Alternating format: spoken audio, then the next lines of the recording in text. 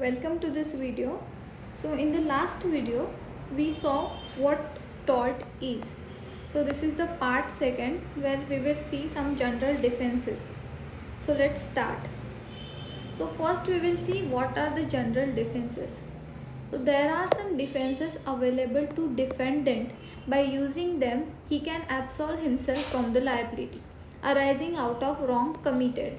So these are known as general defences. तो अगर आपने कुछ रॉन्ग कमिट किया है तो खुद को उससे बचाने के लिए टॉर्ट में कुछ डिफेंसेस होते हैं. सो उसे हम जनरल डिफेंस कहते हैं. So there are some types of defences which are as follows. So these are the 8 types of defenses which we will cover in today's video. These are the most important. तो ये 8 हैं वो various types of general defences है. तो इस video में हम ये सब कवर करेंगे. So the first is voluntary non fit injuria which means to a willing person injury is not done. So we have covered this maxim in the maxim series. So if you haven't watched that yet, do watch that video. So when a plaintiff has consented to a wrongful act with free consent under no pressure, then he has no right to sue the defendant. तो इसमें क्या होता है, जो plaintiff होता है उसने consent किया है रॉन्गफुल एक्ट के लिए विद अ फ्री कंसेंट. तो इसमें प्रेशर भी नहीं, वो he is under no pressure. So ये आता है वॉलंटरी नॉन फिट इंजूरिया में. तो हम एग्जांपल लिखते हैं कि if A calls B to home for party then later A can not sue B for house trespass. Suppose आप ये बी है तो आपको किसी ने पार्टी के लिए बुलाया. सपोज आपका एक फ्रेंड है, इसने आपको पार्टी के लिए घर पे बुलाया तो आप गए. तो फिर बाद में ये ए ने आपको स्यू किया कि हाउस ट्रेसपास के लिए इस ए ने आपको स्यू किया. तो आप ये डिफेंस ले सकते हो वॉलंटरी नॉन फिट इंजूरिया कि ए ने खुद से अपने घर पे पार्टी के लिए बुलाया था तो he can not sue me for house trespass. So this is this in voluntary non-fit injuria, that is to a willing person injury is not done. Then the second one is the wrongdoer is the plaintiff. मतलब जो plaintiff है उसने गलत किया है. So it is based on the maxim ex turpi causa. So we have seen covered this maxim also. So if the plaintiff has engaged in wrongful acts or conduct then he cannot recover the damages. So जो plaintiff है जिसने आप पर case किए है तो वो खुद से ही अगर गलत है तो he cannot sue you or ask for remedy or damages. So example लिखते हैं. So if A enters into someone's private property and gets injured then he cannot claim damages. तो जो आपको पता होगा ना कि प्राइवेट प्रॉपर्टी क्या होती है. जो प्राइवेट प्रॉपर्टी होती है वहाँ पर कोई भी एंटर नहीं कर सकता. सो लेट अस सपोज ये ए है तो ए इस प्राइवेट प्रॉपर्टी में एंटर नहीं कर सकता अनलेस इसका जो ओनर है उसकी कंसेंट हो. कि अगर ओनर कहे हाँ तुम कर सकते हो मेरे प्राइवेट प्रॉपर्टी में एंटर, तभी कर सकता है. तो अनलेस ये कोई भी इस प्राइवेट प्रॉपर्टी में एंटर नहीं कर सकता. पर ए ने क्या किया कि इसको बिना बताए यहाँ गया और यहाँ जाने के बाद वो ही get injured. So in this case he can not ask for damages because this was a private property and he was not allowed to go there. So A himself was a wrong doer, so he can not recover the damages. Then the third one is inevitable accident. Inevitable accident मतलब कोई ऐसी घटना जो होने ही वाली थी. Defendant की कोई गलती नहीं थी या फिर पहले से उसने ऐसा कुछ प्लान नहीं किया था. The particular situation is said to inevitable accident when its occurrence can not be prevented despite taking care by an ordinary person. तो हम एग्जाम्पल लिखते हैं कि accident occurred due to motorcyclist suddenly came into in front of the car. So let us suppose ये road है और यहाँ से ये कार जा रही थी. तो जो मोटरसाइकिलिस्ट था वो अचानक से इधर से सामने आ गया।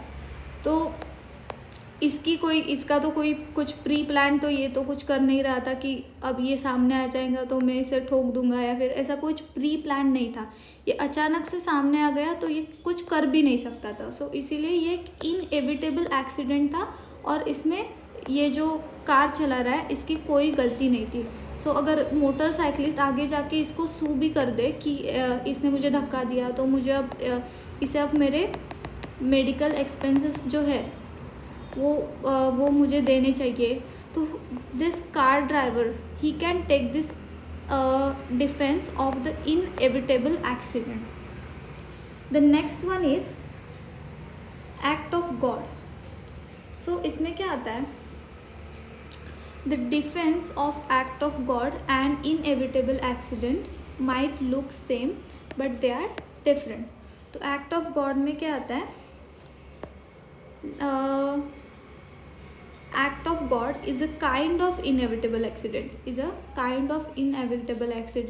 in which natural forces play their role and cause damages. For example, heavy rainfall, storms and tides etc.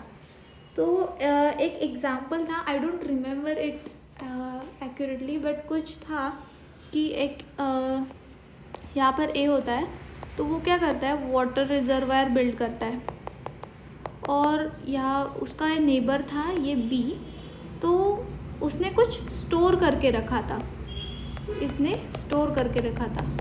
तो बहुत एक दिन क्या होता है, बहुत बारिश होती है, तो बारिश की वजह से इस रिजर्वायर का पानी जो होता है वो इसके लैंड पे आ जाता है, और ये जो इसे बहुत भारी नुकसान होता है। ये जो इसने स्टोर करके रखा था वो सब नुकसान हो जाता है और बहुत भारी नुकसान होता है। तो ये ए क्या करता है कि ये डिफेंस लेता है एक्ट ऑफ गॉड का। ये बोलता है कि मुझे तो पता नहीं था ना कि हेवी रेनफॉल होगा। तो ऐसे जो इनएविटेबल एक्सीडेंट है which is of natural forces जो डैमेज कॉज करते हैं, so all that comes under act of God. Then the next one is, I think this is the fifth one, right? So this is private defense. This is also called as self defense. When a defendant tries to protect his body or property or any other person's property harms another person by using reasonable force under an imminent danger where there is no time to report instantly to authority, it is private defense. The harm done should be in proportional according to the nature of circumstance. So इसमें क्या होता है कि suppose हम एक example देखते हैं कि कोई एक व्यक्ति है, वो आपकी तरफ आ रहा है आपको नाइफ से मारने के लिए, तो आप in order to save your self इस पर काउंटर अटैक करते हो और इसमें उसकी मौत हो जाती है। तो आपके पास इतना समय भी नहीं था कि आप किसी अथॉरिटी के पास जाके रिपोर्ट करो कि ये ऐसा ऐसा कर रहा है, तो आपके पास इतना समय भी नहीं था, वो आ ही रहा था आपके सामने। तो इसीलिए in order to save your self आपने उस पर काउंटर अटैक किया और उसमें उसकी मौत हो गई। तो सपोज इसके परिवार वाले आपको स्यू कर दे या फिर कुछ हो जाए, तो आप you can take the defence of private defence. Okay, और इसमें एक और बात कही गई है, किधर है वो, ओके, हाँ, harm another person by using reasonable force. तो रीजनेबल फोर्स क्या होता है कि एक क्वेश्चन था सीईटी में कि सपोज ये एक राम है, तो राम का एक फार्म है जहाँ पर वो क्रॉप्स लगाता है, और उसके ही बगल में कुछ लेटेस्ट सपोज उसका नाम लेते हैं श्याम, तो उसका भी फार्म है। तो राम को क्या खबर मिलती है कि Shyam along with his 20 friends वो रात को सुबह 4 बजे आने वाले हैं और इसका पूरा फार्म ख़राब करने वाले हैं और इस राम को भी मारने वाले हैं। तो ये राम को पहले ही पता चल जाता है। तो राम क्या करता है, ये लोग जब ये सबको राम के फ्रेंड्स हैं वो सब मिल जाते, एकजुट हो जाते और इन लोगों का आने का वेट करते, और ये जब लोग आते हैं तब इन सबको वो लोग मार डालते हैं।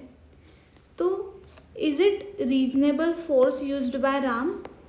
राम को पहले से ही पता था कि ये लोग आने वाले हैं, तो they have the time to report to the authority. तो इसमें ये फैक्ट्स दिए थे और ये प्रिंसिपल था, प्राइवेट डिफेंस था, और 4 ऑप्शंस दिए थे तो हमको चूज़ करने थे।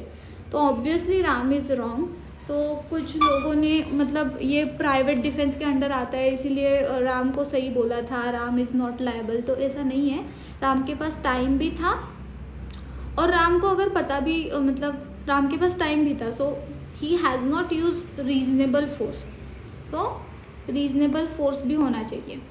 Then the 6th one is mistake. तो generally the mistake is not valid defence against action in thoughts.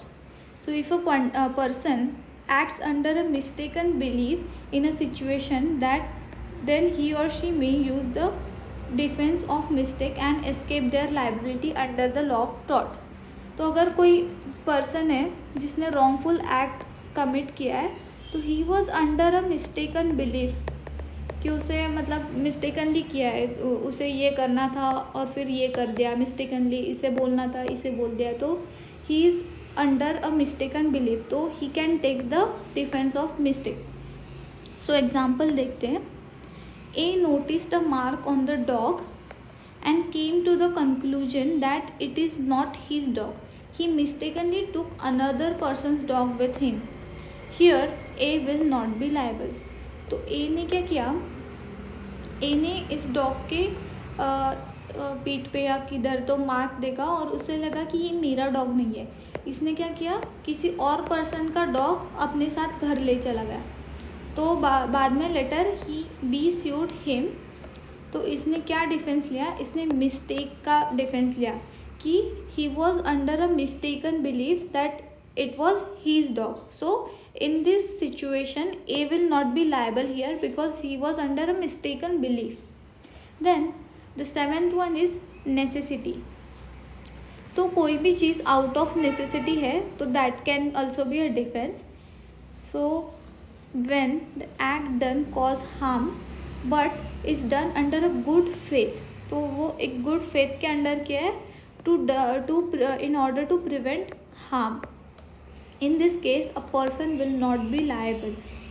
So कुछ एक्ट हुआ है, wrongful act सपोज हुआ है, wrongful भी नहीं बोलते हम क्योंकि नेसेसिटी के वक्त हमेशा wrongful act नहीं होते। लेट अस सपोज एक एक्ट हुआ है और उसकी वजह से आपको किसी ने स्यू किया है, तो अगर आपने वो गुड फेथ में किया था और in order to prevent another harm वो एक्ट किया था, तो you will not be held liable. So let's see an example. A women was forcibly fed while she was on a hunger strike. Here the defendant was allowed to take the defense of necessity. तो ये लोग धरना लेके बैठ गए थे और hunger strikes पे थे। तो इस वुमन को शी वॉज फोर्सिबली फेड, तो it is in this act is done in good faith. कोई भी देख कर ही बताएगा कि ये good faith, this was under good faith and this was in order to prevent harm. So the person will not be liable here and he can take the defence of necessity. Then the last one is statutory authority. तो इसमें क्या होता है, statutory authority, आपको ये पढ़ के ही थोड़ी आइडिया आ गई होगी कि अथॉरिटी रिलेटेड कुछ होगा। So this defence is to claim that the defendant was authorised by some statute to do the act which he is accused. So this is an example, SP Mittal versus Union of India case. So I don't remember this case now, but I can give you another example. Suppose कोई army का suppose army deploy की है. Army deploy कब करते हैं आपको सबको पता होगा. तो आर्मी डिप्लॉय किए और इनको कुछ सस्पिशियस एक्टिविटी लगी, आप कुछ कर रहे थे तो इनको अगर सस्पिशियस लगा तो he has the authority to stop you by doing that. और अगर आप बाद में उन्हें स्यू करते कि इन्होंने मुझे रेस्ट्रिक्ट किया ये करने से, वो करने से, मेरा ये वॉयलेट हुआ, वो वॉयलेट हुआ, अगर ये आप बाद में बोलते हैं तो he can take this defence that he was under a statute, he was doing his work, so he was authorized by some statute for the act that you are accusing. So this is statutory authority. So yeah, so far in this video we have covered all the 8 general defenses. तो ये defences बहुत important है, इनमें इनके related आपको questions आ सकते हैं, उल्टा घुमा फिरा के इनके रिलेटेड क्वेश्चंस आते हैं. So we have covered this, and in the next video we will see what are types of law torts. So till then, stay tuned. Happy study.